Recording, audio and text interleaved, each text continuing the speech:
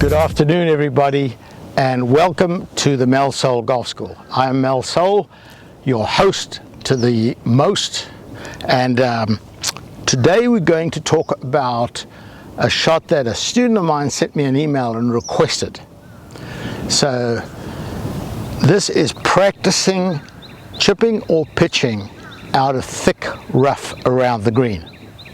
Most of the time we're in grass that's not very thick, but here this ball is sitting way down, and so now, how do you play this shot and not chunk it and leave it short or scull it over the green? And what you have to understand in thick rough and lies like this, it looks bad, it looks like it's sitting down, but in reality, if I took my finger and slid it under, I can slide my finger completely under this ball. So even though the ball is sitting down, there's about this much room between the ground and the ball. So there's room for the club to go through. It just needs some speed. It needs club head speed, because the grass is going to slow the club head down. And if I don't have enough speed, when the club stops, the ball's not going to go very far. So again, this is a shot that you never know. On the golf course, you never quite know how this ball is going to come out. Sometimes it comes out beautifully, another time it comes out, hits the green and rolls 20 feet. Next time it lands and stops stone dead. So this is a kind of a hit and hope shot, but at least you can put it on the putting surface every time.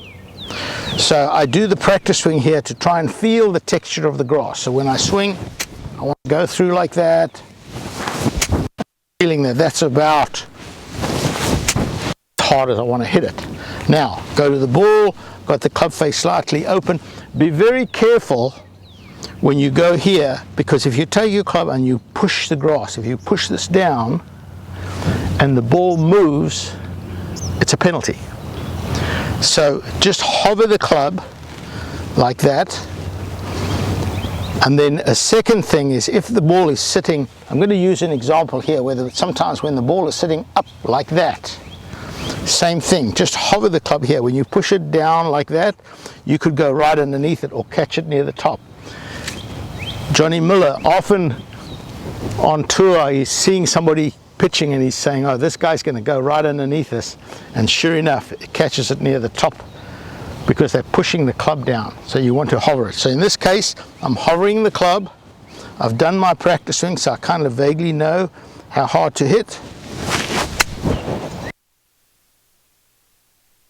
So that ball came out nice and clean, not really what I was expecting.